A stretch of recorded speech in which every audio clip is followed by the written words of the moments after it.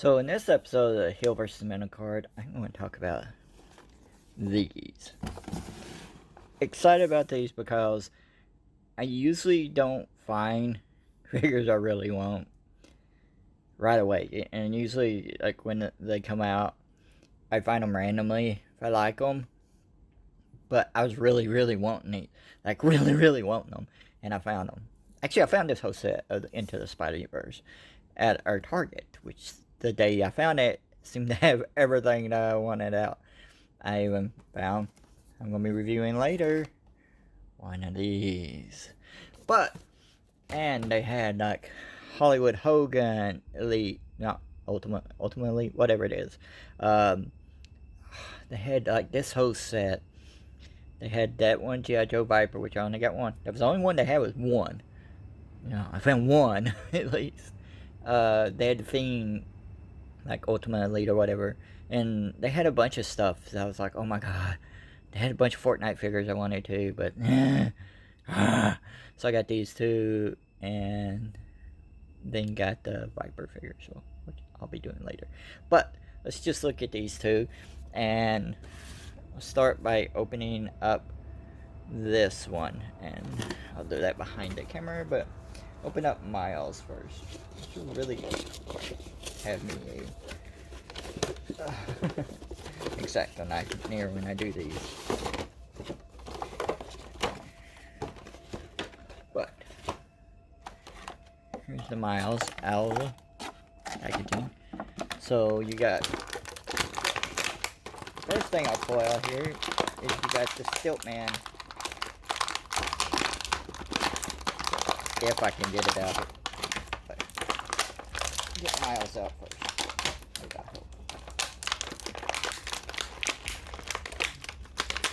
Ah, it went popping everywhere.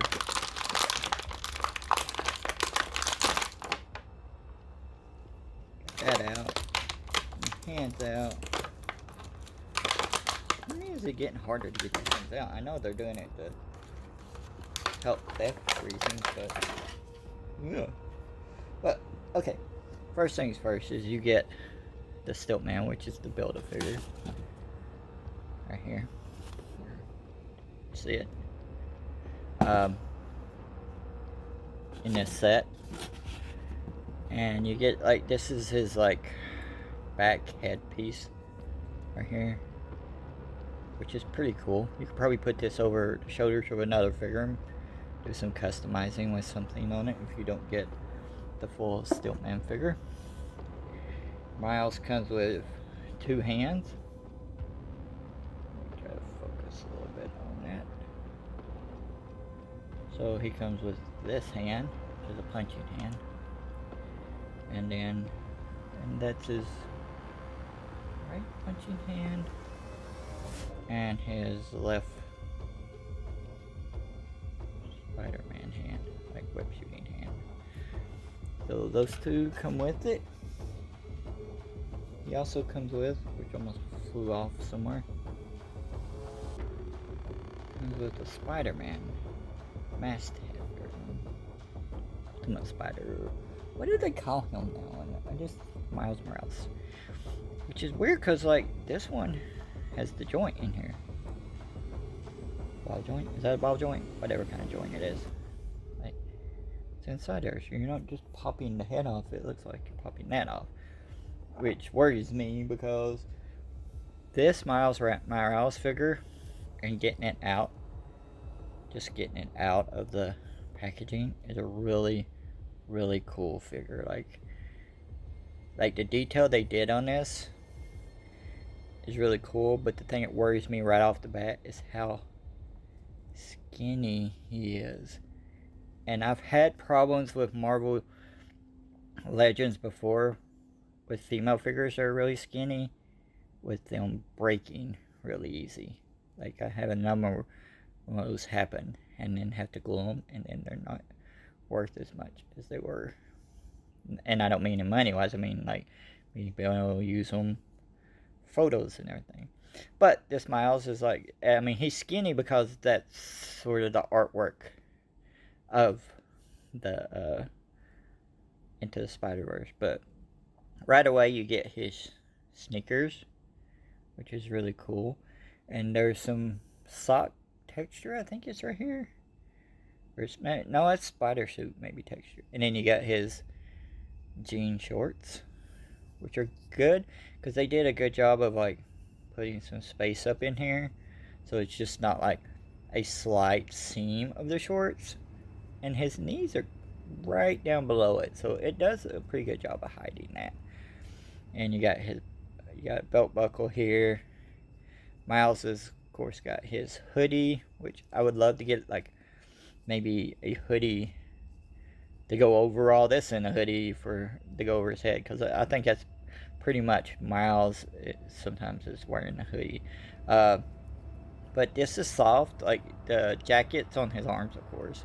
It would have been good if they also had like extra arms that were part of his black suit, but they got this, and then it's in layers though. So like the hoodie in here, you could probably take this off, but it's in layers, so it moves around really well, and you can get up close to his spider symbol too. But I think it moves around pretty good. His neck, like, I know there's like more really expensive versions of Miles, but I think this one's will be fine for me. Like most of the really expensive ones, I don't go into. Like the Cowboy Bebop figure, I got really cheap on sale. It was a more expensive Cowboy Bebop. If I'd bought that figure new, it would probably been the most expensive figure I bought. Yeah, I paid like $65 for old Freebirds figure set, but for a single figure it would have been. But I got it on sale. But this figure is really cool. And like back, you guys hoodie. And like I said, it would be neat if it went over. So let's see about this head thing. Come off really easy. And then see how easy or hard it is to get this back in. I don't see how this isn't. Wonder if they're doing this like this, maybe to cut down on customized heads. Because I've been thinking about some of their decisions with how they're doing some joints and stuff and stuff. Are they doing that as a way of cutting down on the customizing and such? I don't know. It'd be interesting to think about, like, do they know? I'm sure they do know about it, but them acknowledging that that's a big thing. I think if it was to be a thing, like where they're like trying to cut down on that stuff, it would show that they're not very smart, because they should be doing stuff to make those are their own. But overall, this figure seems to move really well. Like I said, like with skinny figures, I'm always scared to. That's another reason why I don't buy some of the more expensive figures, just because all of those are really scrawny, and I'm like, the figure cost me $20. If it breaks, I could glue it together and then it'd be alright, but like I don't want a like $85 figure or whatever to break and then not too much with it, when that's the whole point of getting it. But yeah, I like this Miles. It's really cool. Again, it's got really small and skinny feet. So now let's open the Peter B. Parker.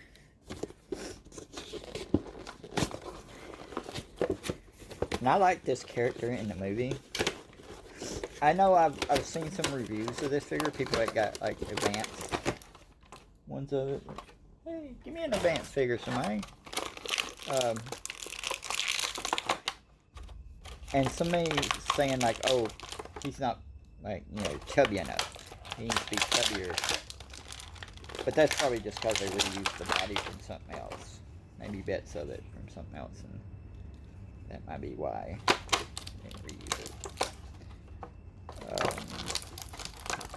He's got more hands than Miles, that's for sure, because he's got a bunch of different Spider-Man hands. Makes me think why they couldn't give Miles them some arms to go in there with his. So, got Peter B. Parker. Stand here, dude, while I review the other stuff. Nope, you're not going to stand the way I want you to, are you? And even his is... details in that sucks.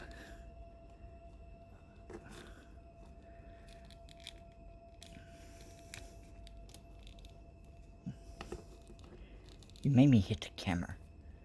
Very unprofessional. His feet to go all the way up so I can make him stand a little bit. I'm like hitting the table and Miles is not falling over, but I can't get him to stand up hardly at all. Okay, you stand there for a second. So, going over to the Build-A-Figure thing, you got the head of Stilt-Man. Let's focus this in a little bit. There we go. You got Stilt-Man's head, which I guess you could paint this to make this an Ant-Man head, or some kind of alien, or something like that, like I said. Got the regular joint though in there. But that's pretty cool. And let's see what else we got. We got Peter B. Parker's head. And him with the mask up. Which is a really cool head. And well, his joint's totally different. Like Miles has got the... I don't know if other people talked about this in reviews, but Miles' is an alternate head always has the joint in there, and his doesn't. That's weird. But I got another Spider-Man figure. Wonder if his head would fit good on that one, because I like the way the mask is up on this one. And the one I got, I don't have an unmasked Peter, so that looks really cool. So we got two heads that came with his, and then you got his drink. His soda, which I made. No, I didn't make one. I found one of these at a Goodwill with a bunch of Barbies, and I used it for my scroll Captain Marvel wave from the movie, him drinking a drink. So I actually already have a cup like this, and it's basically the same size and everything, except for the one I got. Somebody had customized and made it into like a McDonald's cup or something. And of course you got his different hands. So you got two punching hands and two spider web flinging hands. And now the figure itself. That was having problems getting it. So right away, like, they did a really good job. And like all these, and I looked at all of them in a store. Because yes, I was thinking about buying all of them. I just couldn't. Like, they did a good job of capturing the animated looks of the figures. So, starting at his feet, he's got the two different, like, he's got his boot, and then the, like, low top ballerina flat, maybe Chuck's tennis shoes. I love that they did that. That's really cool. You got his jacket, which is got some paint on some of the buckles and the inside, which makes it look really cool. You got his like sweatpants on, and then the Spider-Man uniform's underneath it, and then there's his cup gripping hand, and then again it's like I can't tell this is hard, and I'm not always afraid of breaking mine.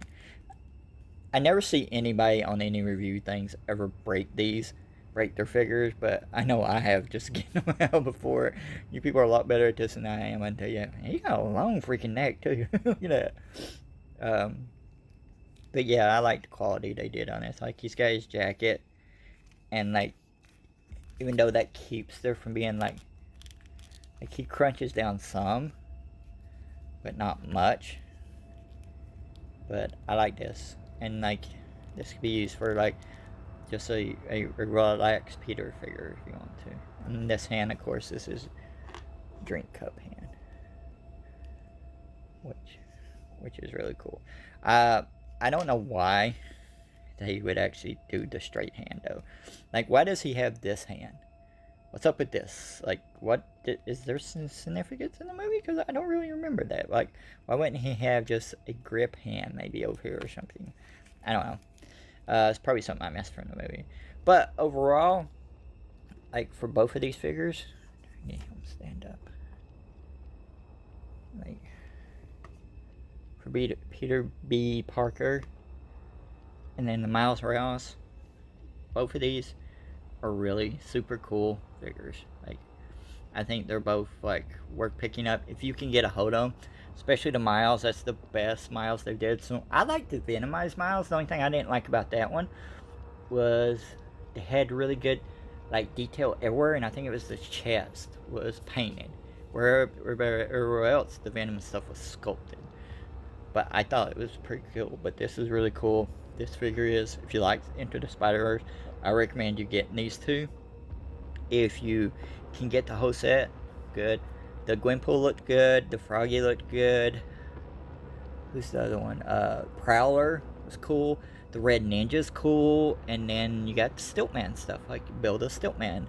And the cool thing they did that some people have mentioned before, which was just an awesome thing, especially if they actually planned this, was the Red Ninja, which is, of course, an army builder. You buy those pieces, you can make your Stilt-Man higher and higher and higher as big as you want to make him with that. Overall, awesome figures. Really excited. Finding these is like, I don't like stress about finding stuff because there's so many scalpers around where I live. But like, I thought like it was really cool. That's the fun part, is when you can find stuff you really like. Because that's always awesome. Because that's why we collect stuff. We don't collect stuff to never be able to find the stuff we think's cool. But I found a couple of things. Including... Ooh. I'm so annoying. I'll see y'all later.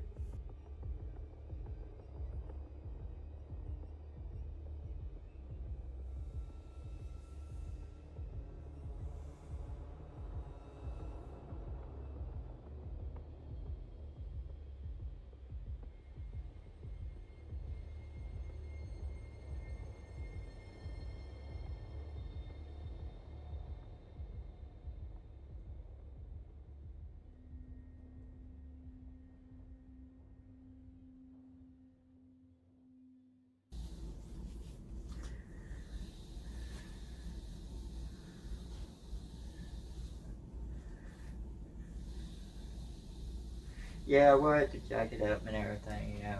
Oh, yeah, yeah, right now would be a good time, actually. Right now. Hello.